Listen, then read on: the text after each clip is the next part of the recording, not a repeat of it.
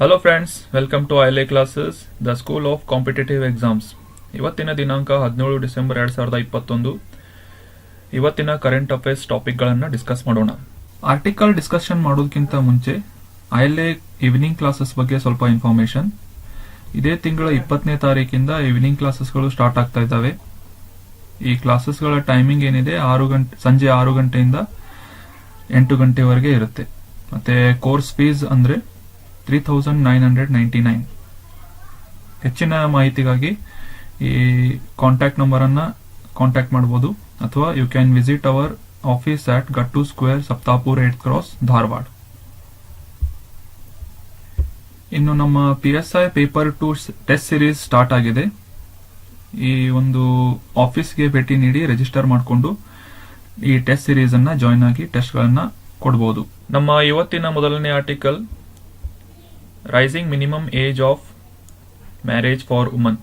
ಹೆಣ್ಣು ಮಕ್ಕಳ ಒಂದು ಕನಿಷ್ಠ ಮದುವೆ ವಯಸ್ಸನ್ನ ಜಾಸ್ತಿ ಮಾಡುವ ಒಂದು ನಿರ್ಧಾರದ ಬಗ್ಗೆ ಇದೆ. ನ್ಯೂಸ್ ಏನು ಅಂತಂದ್ರೆ, ರೀಸೆಂಟ್ ಆಗಿ ಯೂನಿಯನ್ ಕ್ಯಾಬಿನೆಟ್ ಏನಿದೆ, ಮದುವೆಯಾಗುವ ಹೆಣ್ಣು ಮಕ್ಕಳ ಒಂದು ವಯಸ್ಸನ್ನ 18ರಿಂದ 21ಕ್ಕೆ ಏರಿಸುವ ಒಂದು ನಿರ್ಧಾರವನ್ನ ಮಾಡಿದೆ. ಈಗ ಸದ್ಯದ ಒಂದು ಕಾನೂನಿನ ಪ್ರಕಾರ ಮದುವೆಯಾಗುವ ವಯಸ್ಸಂದ್ರೆ ಹೆಣ್ಣು ಮಕ್ಕಳಿಗೆ 18 ವರ್ಷ ಮತ್ತೆ ಗಂಡು ಮಕ್ಕಳಿಗೆ 21 ವರ್ಷ ಅಂತ ನಿರ್ಧಾರ ಮಾಡಲಾಗಿದೆ. ಆದರೆ ಈಗ ಯೂನಿಯನ್ ಕ್ಯಾಬಿನೆಟ್ ಏನಿದೆ, ಈ ಒಂದು ಹೆಣ್ಣು ಮಕ್ಕಳ ಒಂದು ಮದುವೆಯಾಗುವ ವಯಸ್ಸನ್ನ 18ರಿಂದ 21ಕ್ಕೆ ಏರಿಸುವ ಒಂದು ನಿರ್ಧಾರವನ್ನ ಮಾಡ್ತಾ ಇದೆ. ಇಲ್ಲಿ ಒಂದು ಇನ್ಫಾರ್ಮೇಶನ್ ಅಂದ್ರೆ, ನ್ಯಾಷನಲ್ ಫ್ಯಾಮಿಲಿ ಹೆಲ್ತ್ ಸರ್ವೆ ಇದರ ಒಂದು ಡೇಟಾ ಪ್ರಕಾರ ಭಾರತದಲ್ಲಿ ಚೈಲ್ಡ್ ಮ್ಯಾರೇಜ್ ಅಂದ್ರೆ ಬಾಲ್ಯ ವಿವಾಹ ಏನಿದೆ 27% ನಿಂದ 23% ವರೆಗೆ ಕಡಿಮೆಯಾಗಿದೆ ಅಂತ ಈ ಒಂದು ಡೇಟಾವನ್ನ ನೀಡಿದೆ. 2015, 16 ಮತ್ತು 2019-20 ಈ ಒಂದು ಸರ್ವೆಯನ್ನ NFHS ಅಂದ್ರೆ ನ್ಯಾಷನಲ್ ಫ್ಯಾಮಿಲಿ ಹೆಲ್ತ್ ಸರ್ವೆ ಈ ಒಂದು ಸರ್ವೆಯನ್ನ ನಡೆಸಲಾಗಿತ್ತು. ಮಹಿಳಾ ಮತ್ತು ಮಕ್ಕಳ ಅಭಿವೃದ್ಧಿ ಇಲಾಖೆ ಜಯಾ ಜೆಟ್ಲಿ ಅವರ ಅಧ್ಯಕ್ಷತೆಯಲ್ಲಿ ಒಂದು ಕಮಿಟಿಯನ್ನ ಫಾರ್ಮ್ ಮಾಡಿತ್ತು.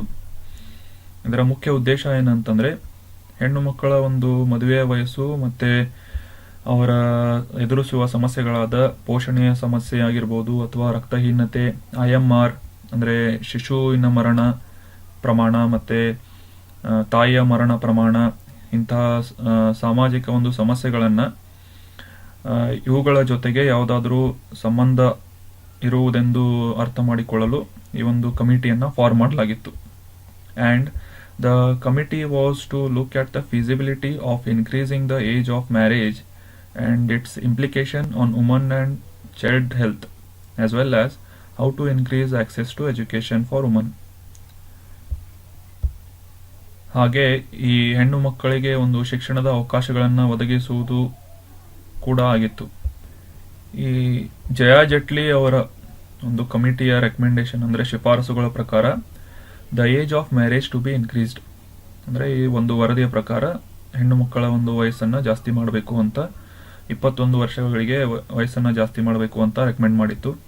And increasing access to schools and colleges for girls, ಈ ಒಂದು ಹೆಣ್ಣು ಮಕ್ಕಳಿಗೆ ಶಾಲೆ ಮತ್ತು ಕಾಲೇಜುಗಳಲ್ಲಿ ಒಂದು ಪ್ರವೇಶವನ್ನ ಹೆಚ್ಚು ಮಾಡಬೇಕು ಅನ್ನುವುದು ಆಗಿತ್ತು. ಅಂಡ್ ಒಂದು ಲೈಂಗಿಕ ಶಿಕ್ಷಣವನ್ನು ಕೂಡ ಕೊಡಬೇಕು ಅಂತ ಈ ಒಂದು ಕಮಿಟಿ ವರದಿ ಮಾಡಿತ್ತು. ಅಂಡ್ ಆನ್ ಅವೇರ್ನೆಸ್ ಕ್ಯಾಂಪೇನ್, ಈ ಒಂದು ಶಾಸನವನ್ನು ತಂದ ಮೇಲೆ ಜನರಿಂದ ಈ ಒಂದು ಶಾಸನ ಅಥವಾ ಒಂದು ಕಾಯ್ದೆ ಏನಿದೆ ಅದನ್ನ ಒಪ್ಪಿಕೊಳ್ಳುವ ಹಾಗೆ ಮಾಡಲು ಜನರಲ್ಲಿ ಜಾಗೃತಿಯನ್ನ ಮೂಡಿಸಲು ಒಂದು ಕ್ಯಾಂಪೇನ್ ಅನ್ನ ನಡೆಸಬೇಕು ಅಂತ ಕೂಡ ಈ ಜಯಾ ಜೆಟ್ಲಿ ಕಮಿಟಿ ವರದಿ ಮಾಡಿತ್ತು. ನಮ್ಮ ನೆಕ್ಸ್ಟ್ ಆರ್ಟಿಕಲ್, ದುರ್ಗಾ ಪೂಜೆಯನ್ನ ಯುನೆಸ್ಕೋದ ಇಂಟ್ಯಾಂಜಿಬಲ್ ಕಲ್ಚರಲ್ ಹೆರಿಟೇಜ್ ಅಂತ ಈ ಒಂದು ಪಟ್ಟಿಗೆ ಸೇರಿಸಲಾಗಿದೆ. ಇಂಟ್ಯಾಂಜಿಬಲ್ ಕಲ್ಚರಲ್ ಹೆರಿಟೇಜ್ ಅಂದ್ರೆ ಅಮೂರ್ತ ಸಾಂಸ್ಕೃತಿಕ ಪರಂಪರೆಯ ಒಂದು ಪಟ್ಟಿಗೆ ಈ ಒಂದು ಕೋಲ್ಕತ್ತಾದಲ್ಲಿ ಮಾಡುವ ದುರ್ಗಾ ಪೂಜೆಯನ್ನ ಸೇರಿಸಲಾಗಿದೆ. This has become a 14th intangible cultural heritage ಅಂದ್ರೆ ಇದು ನಮ್ಮ ಭಾರತದಿಂದ 14ನೇ ಒಂದು ಅಮೂರ್ತ ಸಾಂಸ್ಕೃತಿಕ ಪರಂಪರೆಯಾಗಿದೆ. ಇದಕ್ಕಿಂತ ಮುಂಚೆ ಅಂದ್ರೆ ಯುನೆಸ್ಕೋದ ಈ ಪಟ್ಟಿಗೆ ಹರಪ್ಪನ್ ನಗರವಾದ ಧೋಲಾವೀರಾ, ಗುಜರಾತ್ನಲ್ಲಿರುವ ಧೋಲಾವೀರಾವನ್ನು ಭಾರತದ 40ನೇ ಒಂದು ವರ್ಲ್ಡ್ ಹೆರಿಟೇಜ್ ಸೈಟ್ ಆಗಿ ಗುರುತಿಸಲಾಗಿತ್ತು. ಈಗ ಪ್ರಸ್ತುತದಲ್ಲಿ ಒಟ್ಟು 492 ಇಂಟ್ಯಾಂಜಿಬಲ್ ಕಲ್ಚರಲ್ ಹೆರಿಟೇಜ್ಗಳು ಇವೆ. ಇನ್ನು ಈ ದುರ್ಗಾ ಪೂಜೆಯ ಬಗ್ಗೆ ತಿಳ್ಕೊಳ್ಳೋದಾದ್ರೆ, ಈ ನವರಾತ್ರಿಯ ಒಂದು ಉತ್ಸವದಲ್ಲಿ 5 ದಿನಗಳ ಕಾಲ ಈ ಒಂದು 5ನೇ ದಿನ ಈ ಒಂದು ದುರ್ಗಾ ಪೂಜೆ ಪ್ರಾರಂಭವಾಗಿ 10ನೇ ದಿನ ಅಂದ್ರೆ ದಶಮಿಯಂದು ಈ ಒಂದು ದುರ್ಗಾ ಪೂಜೆ ಕಂಪ್ಲೀಟ್ ಆಗುತ್ತೆ. ಈ ಒಂದು ಟೈಮಲ್ಲಿ the people worship and invoke goddess Durga. ಈ ದುರ್ಗೆಯ ಒಂದು ಆವಾಹನೆ ಮತ್ತು ಆರಾಧನೆಯನ್ನ ಮಾಡಲಾಗುತ್ತದೆ. Also known as a Shakti. ಈ ದುರ್ಗೆಯನ್ನ ಶಕ್ತಿ ಅಂತ ಕೂಡ ಕರೀತಾರೆ. Though the originating in west Bengal. West ಬೆಂಗಾಲ್ನಲ್ಲಿ ಒರಿಜಿನೇಟ್ ಆಗಿದ್ರು ಸಹ ಇದು Bengali community out of the India, all over India ಇದನ್ನ ಸೆಲೆಬ್ರೇಟ್ ಮಾಡಲಾಗುತ್ತೆ. ಇನ್ನು ಯುನೆಸ್ಕೋ ಬಗ್ಗೆ ತಿಳ್ಕೊಳ್ಳೋದಾದ್ರೆ, United Nation Educational Scientific and Cultural Organisation UNESCO. ಇದರ ಒಂದು ಸ್ಥಾಪನೆ 1945ರಲ್ಲಿ ಆಗಿತ್ತು. ವಿಶ್ವಸಂಸ್ಥೆಯ ಒಂದು ಸ್ಪೆಷಲೈಸ್ಡ್ ಏಜೆನ್ಸಿಯಾಗಿ ಇದನ್ನ ಸ್ಥಾಪನೆ ಮಾಡಲಾಗಿತ್ತು. ಇದರ ಒಂದು ಮುಖ್ಯ ಕಚೇರಿ ಪ್ಯಾರಿಸ್ನಲ್ಲಿದೆ.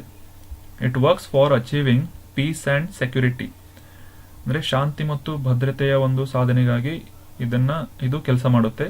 By promoting international collaboration through educational, ಶೈಕ್ಷಣಿಕವಾಗಿ, ವೈಜ್ಞಾನಿಕವಾಗಿ ಮತ್ತೆ ಒಂದು ಸಾಂಸ್ಕೃತಿಕವಾಗಿ ಒಂದು ರಿಫಾರ್ಮ್ಸ್ಗಳನ್ನು ತಂದು to increase universal respect for justice, the rule of law, human rights along with the fundamental freedom proclaimed in the United Nation charter.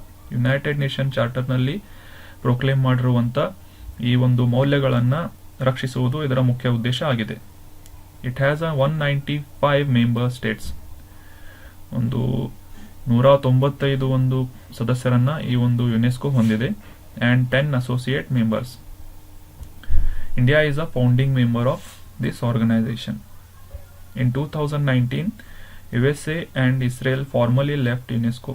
ಯುನೆಸ್ಕೋವನ್ನು Israel ಮತ್ತೆ ಅಮೆರಿಕಾಗಳು 2019ರಲ್ಲಿ ತೊರೆದಿವೆ.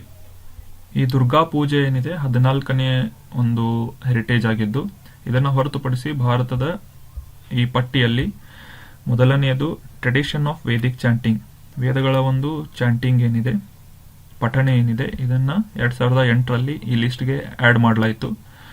ಇದಾದ್ಮೇಲೆ ರಾಮ್ಲೀಲಾ, ಇದನ್ನು ಕೂಡ 2008ರಲ್ಲಿ. ಕುಟಿಯಾಟ್ಟಂ, ಇದನ್ನು ಕೂಡ 2008ರಲ್ಲಿ. ಇದಾದ್ಮೇಲೆ ಹಿಮಾಲಯದ ಗರ್ವಾಲ್ ರೀಜನ್ನಲ್ಲಿ ಈ ಒಂದು ರಮ್ಮನ್ ಅನ್ನೋ ಒಂದು ಫೆಸ್ಟಿವಲ್ನ ಆಚರಣೆ ಮಾಡಲಾಗುತ್ತೆ. ಇದನ್ನು 2009ರಲ್ಲಿ ಈ ಲಿಸ್ಟ್ಗೆ ಆ್ಯಡ್ ಮಾಡಲಾಯಿತು. 2010ರಲ್ಲಿ ಮುಡಿಯೇಟು, 2010ರಲ್ಲೇ ಕೂಡ ಈ ಕಲ್ಬೇಲಿಯಾ ಜನಪದ ನೃತ್ಯ ಮತ್ತು ಸಂಗೀತವನ್ನ ರಾಜಸ್ಥಾನದಲ್ಲಿ ಇದನ್ನ ಮಾಡಲಾಗುತ್ತೆ. ಇದನ್ನ ಕೂಡ 2010ರಲ್ಲಿ. ಇದಾದ್ಮೇಲೆ ಚೌ ಡ್ಯಾನ್ಸ್ ಏನಿದೆ, ಇದನ್ನ 2010ರಲ್ಲಿ. 2012ರಲ್ಲಿ Buddhist chanting of Ladakh. It consist of a recitation of sacred Buddhist text in trans Himalayan Ladakh region, Jammu Kashmir in India. Ladakh ಪ್ರದೇಶ ಮತ್ತೆ ಜಮ್ಮು ಕಾಶ್ಮೀರ ಪ್ರದೇಶದಲ್ಲಿ ಬುದ್ಧಿಸಂನ ಪವಿತ್ರ ಗ್ರಂಥಗಳ ಒಂದು ಪಠಣೆ ಏನಿದೆ, ಇದನ್ನ 2012ರಲ್ಲಿ ಆಡ್ ಮಾಡಲಾಯಿತು. Sankirtana, ritual singing, drumming, dancing of Manipur, ಇದನ್ನ 2013ರಲ್ಲಿ. Traditional brass and copper craft utensil making among Thatheras of Jandiala Guru Punjab. ಪಂಜಾಬ್ನ ಒಂದು ಟ್ರೆಡಿಷನಲ್ ಕಾಪರ್ ಕ್ರಾಫ್ಟ್, ಇದನ್ನ 2014ರಲ್ಲಿ. ಯೋಗವನ್ನ 2016ರಲ್ಲಿ. ನವರೋಜ್ ಅನ್ನುವ ಒಂದು ಹೊಸ ವರ್ಷದ ಆಚರಣೆ, ಇದನ್ನು ಕೂಡ 2016ರಲ್ಲಿ ಆ್ಯಡ್ ಮಾಡಲಾಯಿತು. ಇನ್ನು 2017ರಲ್ಲಿ ಲೇಟೆಸ್ಟ್ ಆಗಿ ಒಂದು ಇಂಟ್ಯಾಂಜಿಬಲ್ ಕಲ್ಚರಲ್ ಹೆರಿಟೇಜ್ ಲಿಸ್ಟ್ಗೆ ಕುಂಭಮೇಳವನ್ನು ಆ್ಯಡ್ ಮಾಡಲಾಗಿತ್ತು. ಈಗ 2021ರಲ್ಲಿ ದುರ್ಗಾ ಪೂಜೆಯನ್ನು ಆ್ಯಡ್ ಮಾಡಲಾಗಿದೆ. ಇನ್ನು ನಮ್ಮ ನೆಕ್ಸ್ಟ್ ಆರ್ಟಿಕಲ್ ಏನಿದೆ, ಒಂದು ಪುಸ್ತಕದ ರಿಲೀಸ್ ಬಗ್ಗೆ ಇದೆ. A book titled pride, prejudice and punditry by doctor Shashi Tharoor. ಈ ಒಂದು ಪುಸ್ತಕದ ಕರ್ತೃ ಏನಿದ್ದಾರೆ ಡಾಕ್ಟರ್ ಶಶಿ ಥರೂರ್ ಅವರು. Is a former union minister and Lok Sabha member of parliament. Is 23rd book which titled, ಈ ಪುಸ್ತಕದ ಹೆಸರು pride, prejudice and punditry, was launched in Hyderabad, Telangana. ತೆಲಂಗಾಣದಲ್ಲಿ ಈ ಒಂದು ಪುಸ್ತಕದ ಪಬ್ಲಿಷ್ ಆಯಿತು. ಈ ಪುಸ್ತಕದ ಬಗ್ಗೆ ತಿಳ್ಕೊಳ್ಳೋದಾದ್ರೆ there are 10 sections in this book, each devoted to particular topics such as modern Indian history, Indian politics. ಇದರಲ್ಲಿ 10 ಸೆಕ್ಷನ್ಗಳಿದ್ದು ಆಧುನಿಕ ಭಾರತದ ಇತಿಹಾಸ ಮತ್ತೆ ಭಾರತದ ಒಂದು ರಾಜಕೀಯ ಇದರ ಬಗ್ಗೆ ಇನ್ನೂ ಮುಂತಾದ ಒಂದು ವಿಷಯಗಳ ಬಗ್ಗೆ ಈ ಒಂದು ಪುಸ್ತಕವನ್ನು ಬರೆದಿದ್ದಾರೆ. He has won Sahitya Akademi award for 2019, 2019ರಲ್ಲಿ ಆನ್ ಎರಾ ಆಫ್ ಡಾರ್ಕ್ನೆಸ್ ಈ ಒಂದು ಪುಸ್ತಕಕ್ಕೆ ಅವರಿಗೆ ಸಾಹಿತ್ಯ ಅಕಾಡೆಮಿ ಪ್ರಶಸ್ತಿ ಲಭಿಸಿದೆ. The book marks the culmination of over 50 years of doctor Shashi Tharoor's writing. ಇವರು ಸುಮಾರು 50 ವರ್ಷಗಳಿಂದ ಪುಸ್ತಕಗಳ ಒಂದು ರಚನೆಯನ್ನ ಮಾಡ್ತಾ ಇದ್ದಾರೆ. ಇವರು ಕೇವಲ 10 ವರ್ಷದವರಿದ್ದಾಗಿಂದ ಕೂಡ ಫಸ್ಟ್ ಟೈಮ್ ಒಂದು ಸಣ್ಣ ಕಥೆಯನ್ನ ಪಬ್ಲಿಷ್ ಮಾಡಿದ್ರು. ಅದಾದ ನಂತರ ಹಲವಾರು ಪುಸ್ತಕಗಳು ಮತ್ತೆ ನ್ಯೂಸ್ ಪೇಪರ್ಗಳಲ್ಲಿ, ಮ್ಯಾಗಝಿನ್ಗಳಲ್ಲಿ, ಜರ್ನಲ್ಸ್ಗಳಲ್ಲಿ, ಆನ್ಲೈನ್ ಮೀಡಿಯಾದಲ್ಲಿ ಇನ್ನೂ ಮುಂತಾದವುಗಳ ಕಡೆ ಇವರ ಒಂದು ಲೇಖನಿ ಪಬ್ಲಿಷ್ ಆಗಿದೆ. ಸುಮಾರು 5 ದಶಲಕ್ಷ ಶಬ್ದಗಳಿಗಿಂತ ಜಾಸ್ತಿ ಅವರು ಬರೆದಿದ್ದಾರೆ. So the book name is pride, prejudice and punditry. ಇದನ್ನ ಬರೆದವರು ಡಾಕ್ಟರ್ ಶಶಿ ಥರೂರ್. ನಮ್ಮ next article India international science festival, ಇದರ ಒಂದು 7ನೇ ಆವೃತ್ತಿಯ ಬಗ್ಗೆ ಇದೆ.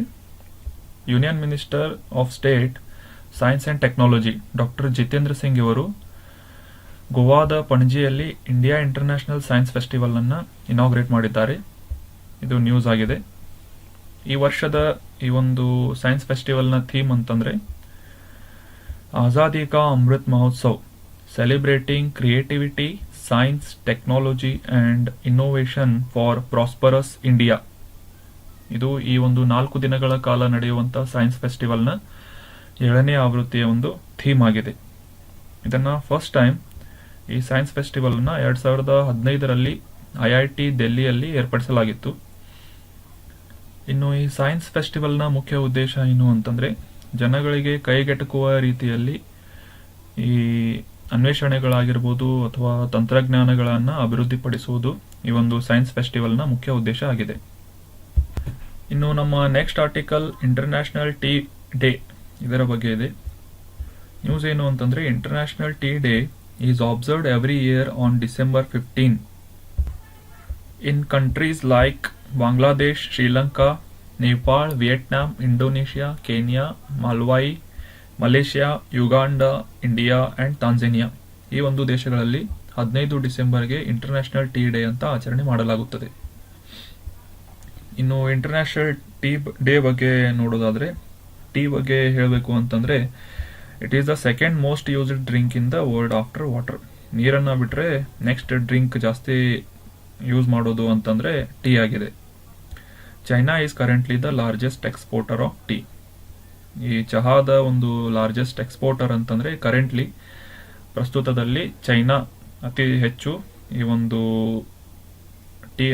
ಚಹಾವನ್ನ ರಫ್ತು ಮಾಡುತ್ತದೆ. ಈ 2007ರಲ್ಲಿ ಟೀ ಬೋರ್ಡ್ ಆಫ್ ಇಂಡಿಯಾ ಇದರಿಂದ ಒಂದು ಸ್ಟಡಿಯನ್ನ ಕಂಡಕ್ಟ್ ಮಾಡಲಾಗಿತ್ತು. ಇದರ ಪ್ರಕಾರ ಭಾರತದಲ್ಲಿ ಉತ್ಪಾದನೆ ಮಾಡುವ 80ರಷ್ಟು ಚಹಾವನ್ನ ಡೊಮೆಸ್ಟಿಕ್ ಪಾಪ್ಯುಲೇಷನ್ ಕನ್ಸ್ಯೂಮ್ ಮಾಡುತ್ತೆ ಅಂತ. ಅಂದ್ರೆ ಇಲ್ಲಿ ದೇಶದ ಜನತೆ ಈ 80% ಚಹಾವನ್ನ ಕನ್ಸ್ಯೂಮ್ ಮಾಡ್ತಾರೆ. ಇನ್ನು ಈ ಇಂಟರ್ನ್ಯಾಷನಲ್ ಟೀ ಡೇ 2021 ಇದರ ಬ್ಯಾಕ್ಗ್ರೌಂಡ್ ನೋಡಬೇಕು ಅಂತಂದ್ರೆ the first international tea day was held in new Delhi in India in 2005. 2005ರಲ್ಲಿ ಇದನ್ನ ಮೊದಲ ಬಾರಿಗೆ ಭಾರತದ ಕ್ಯಾಪಿಟಲ್ ಆದ ನ್ಯೂ ಡೆಲ್ಲಿಯಲ್ಲಿ ಆಚರಣೆ ಮಾಡಲಾಯಿತು. ಇದಾದ್ಮೇಲೆ in 2015 the Indian government proposed to the UN food and agriculture organisation FAO, United Nation ನ FAO ಏನಿದೆ ಈ ಒಂದು ದಿನಾಚರಣೆಯನ್ನ ಆಚರಿಸಬೇಕು ಅಂತ ಒಂದು ಪ್ರಪೋಸಲ್ ನೀಡಿತ್ತು. But the reason for the UN ಸೆಲಿಬ್ರೇಟಿಂಗ್ May 21 as international day is that the season for tea production begins in May in most of the tea producing countries. ಆದರೆ ಇಲ್ಲಿ ಗಮನಿಸಬೇಕಾದಂತ ಒಂದು ಮುಖ್ಯ ಒಂದು ವಿಷಯ ಏನು ಅಂತಂದ್ರೆ ವಿಶ್ವಸಂಸ್ಥೆಯಿಂದ ಸೆಲಿಬ್ರೇಟ್ ಮಾಡುವ ಇಂಟರ್ನ್ಯಾಷನಲ್ ಟೀ ಡೇ ಏನಿದೆ, ಚಹಾ ದಿನ ಏನಿದೆ, ಅಂತಾರಾಷ್ಟ್ರೀಯ ಚಹಾ ದಿನ, ಇದನ್ನು ಮೇ 21ರಂದು ಆಚರಿಸಲಾಗುತ್ತೆ. ಇದಕ್ಕೆ ಕಾರಣ ಏನು ಅಂತಂದರೆ, ಈ ಒಂದು ಚಹಾವನ್ನು ಉತ್ಪಾದಿಸುವ ದೇಶಗಳೇನಿದೆ, ಈ ಒಂದು ಮೇ ತಿಂಗಳಿನಿಂದ ಈ ಒಂದು ಪ್ರೊಡಕ್ಷನ್ ಟೀಯ ಉತ್ಪಾದನೆಯನ್ನು ಮಾಡುವಂಥ ಒಂದು ಸೀಸನ್ ಸ್ಟಾರ್ಟ್ ಆಗೋದ್ರಿಂದ ಯುನೈಟೆಡ್ ನೇಷನ್ ಏನಿದೆ ಮೇ 21ರಂದು ಇಂಟರ್ನ್ಯಾಷನಲ್ ಟೀ ಡೇಯನ್ನು ಆಚರಣೆ ಮಾಡುತ್ತದೆ.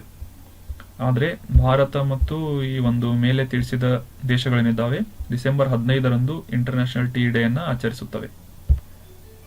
ಇನ್ನು ಚಹಾದ ಬಗ್ಗೆ ಹೇಳೋದಾದರೆ, ಇದೊಂದು ಪಾನೀಯ ಅಂತ ನಿಮಗೆ ಗೊತ್ತು.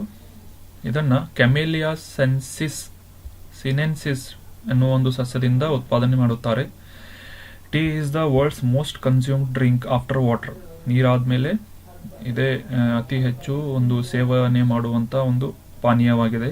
It is believed that tea is originated in north east India, north Myanmar and south west China, but the exact place where the plant first grew is not known. ಇದನ್ನು ಮೊದಲು ಒರಿಜಿನೇಟ್ ಆಗಿದ್ದು ನಾರ್ತ್ ಈಸ್ಟ್ ಇಂಡಿಯಾ ಅಂತಂದರೆ ಈಶಾನ್ಯ ಭಾರತದಲ್ಲಿ ಆಗಿರ್ಬೋದು, ಅಥವಾ ಉತ್ತರ ಮಯನ್ಮಾರ್ ಆಗಿರ್ಬೋದು, ಅಥವಾ ಸೌತ್ ವೆಸ್ಟ್ ಚೈನಾದಲ್ಲಿ ಆಗಿರ್ಬೋದು ಅಂತ ಹೇಳಲಾಗುತ್ತದೆ. ಬಟ್ ಎಕ್ಸಾಕ್ಟ್ ಒರಿಜಿನ್ ಎಲ್ಲಿ ಅಂತ ಇನ್ನೂ ಪತ್ತೆ ಹಚ್ಚಲಾಗಿಲ್ಲ. The tea has been with us for long time. There is a evidence that tea was consumed in China 5000 years ago. ಸುಮಾರು 5000 ವರ್ಷಗಳಿಂದ ಕೂಡ ಚೈನಾದಲ್ಲಿ ಈ ಒಂದು ಚಹಾವನ್ನು ಸೇವನೆ ಮಾಡಲಾಗುತ್ತಿದೆ. Tea consumption can bring health benefits and wellness due to the beverage's anti-inflammatory, antioxidant and weight loss effects. ಈ ಒಂದು ಚಹಾ ಏನಿದೆ ಇದರಿಂದ ಸಾಕಷ್ಟು ಹೆಲ್ತ್ ಬೆನಿಫಿಟ್ಸ್ಗಳು ಕೂಡ ಇದ್ದು, ಇದು ಆಂಟಿ ಇನ್ಫ್ಲಮೇಟರಿ, ಆಂಟಿ ಆಕ್ಸಿಡೆಂಟ್ ಮತ್ತು ವೇಟ್ ಲಾಸ್ಗೆ ಸಹಾಯ ಮಾಡುತ್ತದೆ ಅಂತ ಹೇಳಲಾಗಿದೆ. It also has a cultural significance in many societies. ಸಾಕಷ್ಟು ಸಮಾಜಗಳಲ್ಲಿ ಇದು ಸಾಂಸ್ಕೃತಿಕ ಒಂದು ಮಹತ್ವವನ್ನು ಕೂಡ ಹೊಂದಿದೆ. So this was all about international tea day, which is celebrated in few of the country including India on 15th December. ನಿನ್ನೆ ಎಸ್ಕೋರ್ಟ್ ವೈಲ್ಡ್ ಲೈಫ್ ಸ್ಯಾಂಚುರಿ ಇದರ ಬಗ್ಗೆ ಡಿಸ್ಕಸ್ ಮಾಡುವಾಗ UPSC ಸಿವಿಲ್ ಸರ್ವಿಸ್ ಎಕ್ಸಾಮ್ನ ಪ್ರಿಲಿಮ್ಸ್ 2018ರ ಒಂದು ಪ್ರಶ್ನೆಯನ್ನು ಡಿಸ್ಕಸ್ ಮಾಡಿದ್ವಿ. ಪ್ರಶ್ನೆ ಏನು ಅಂತಂದರೆ, ಪಖುಯಿ ವೈಲ್ಡ್ ಲೈಫ್ ಸ್ಯಾಂಚುರಿ ಇದು ಯಾವ ರಾಜ್ಯದಲ್ಲಿದೆ ಅಂತ ಪ್ರಶ್ನೆ ಆಗಿತ್ತು. ಆಪ್ಷನ್ನಲ್ಲಿ ಅರುಣಾಚಲ್ ಪ್ರದೇಶ್, ಮಣಿಪುರ್, ನಾಗಾಲ್ಯಾಂಡ್, ಮೇಘಾಲಯ ಇವು ಆಪ್ಷನ್ಗಳಲ್ಲಿದ್ದು right answer is Arunachal Pradesh. Pakhui wildlife sanctuary ಏನಿದೆ ಇದು ಅರುಣಾಚಲ್ ಪ್ರದೇಶ್ ರಾಜ್ಯದಲ್ಲಿದೆ. So that was all about today's discussion friends. ಈಗ ಡಿಸ್ಕಷನ್ ಮಾಡಿರೋದು ಎಷ್ಟು ನೆನಪಿದೆ ಅಂತ ಕ್ವಿಕ್ ರಿವಿಷನ್ ಮೂಲಕ ತಿಳ್ಕೊಳ್ಳೋಣ. ಇಲ್ಲಿ ಕೆಲವೊಂದು ಸ್ಟೇಟ್ಮೆಂಟ್ಗಳನ್ನು ಕೊಡಲಾಗಿದೆ. ಈ ಸ್ಟೇಟ್ಮೆಂಟ್ಗಳು ಯಾವುದು ಸರಿ ಅಥವಾ ತಪ್ಪು, ಟ್ರೂ ಫಾಲ್ಸ್ ಅಂತ ಗುರುತಿಸಬೇಕು. Our first statement is, union cabinet took the decision to raise the legal age of marriage for woman from 18 to 21 years. So ಈ ಸ್ಟೇಟ್ಮೆಂಟ್ ಏನಿದೆ ಟ್ರೂ ಆಗಿದೆ. ಈಗ ರೀಸೆಂಟ್ ಆಗಿ ಯೂನಿಯನ್ ಕ್ಯಾಬಿನೆಟ್ ಏನಿದೆ ಈ ಮಹಿಳೆಯರ ಒಂದು ಹೆಣ್ಣು ಮಕ್ಕಳ ಒಂದು ಮದುವೆಯ ವಯಸ್ಸನ್ನು 18ರಿಂದ 21ಕ್ಕೆ ಏರಿಸಬೇಕು ಅಂತ ನಿರ್ಧಾರ ಮಾಡಿದೆ. Next statement is, a book titled pride, prejudice and punditry written by Vikram Seth. ಈಗ ಜಸ್ಟ್ ಡಿಸ್ಕಸ್ ಮಾಡಿದ ಹಾಗೆ ಈ ಒಂದು ಪುಸ್ತಕದ ಕರ್ತೃ ಏನಿದ್ದಾರೆ ಡಾಕ್ಟರ್ ಶಶಿ ಥರೂರ್ ಅವರು. So the statement is falls. 7th edition of International Science Festival is being held in Delhi. So ಈ ಸ್ಟೇಟ್ಮೆಂಟ್ ಕೂಡ ಫಾಲ್ಸ್ ಇದೆ, because it is being held in science festival ಏನಿದೆ 7ನೇ ಆವೃತ್ತಿ ಇದು ಗೋವಾದ ಪಣಜಿಯಲ್ಲಿ ಏರ್ಪಡಿಸಲಾಗುತ್ತಿದೆ. Next statement, India is currently the largest exporter of tea in the world. ಈಗ ಒಂದು 15ನೇ ಡಿಸೆಂಬರ್ಗೆ ಚಹಾದ ದಿನಾಚರಣೆ ಆಚರಿಸ್ತೇವೆ ಅಂತ ಡಿಸ್ಕಸ್ ಮಾಡಿದ್ವಿ. ಈ ಒಂದು ಇನ್ಫಾರ್ಮೇಶನ್ ಏನಿದೆ, China is currently the largest exporter of tea. So ಏನಿದೆ, ದಿಸ್ ಸ್ಟೇಟ್ಮೆಂಟ್ ಈಸ್ ಫಾಲ್ಸ್. ಸರಿಯಾದ ಉತ್ತರ ಚೈನಾ. ಚಹಾವನ್ನು ಅತಿ ಹೆಚ್ಚು ರಫ್ತು ಮಾಡುತ್ತಿರುವ ದೇಶ ಅಂದರೆ China. Next statement, Lakshmi Puja is added to UNESCO's Intangible Cultural Heritage List. ಈಗ ಜಸ್ಟ್ ಫಸ್ಟ್ ಸ್ಟೇಟ್ಮೆಂಟ್ ಸೆಕೆಂಡ್ ಆರ್ಟಿಕಲ್ನಲ್ಲಿ ಡಿಸ್ಕಸ್ ಮಾಡಿದ್ವಿ. The right statement is Durga Puja is added to UNESCO's intangible cultural heritage list. So the statement is false. Lakshmi Puja ಅಲ್ಲ, ದುರ್ಗಾ ಪೂಜಾ. ಕೋಲ್ಕತ್ತಾದಲ್ಲಿ ಆಚರಿಸುವ ಈ ಒಂದು ದುರ್ಗಾ ಪೂಜಾ ಏನಿದೆ, ಇದನ್ನ 14ನೇ ಅಮೂರ್ತ ಸಾಂಸ್ಕೃತಿಕ ಪರಂಪರೆ ಒಂದು ಪಟ್ಟಿಗೆ ಸೇರಿಸಲಾಗಿದೆ.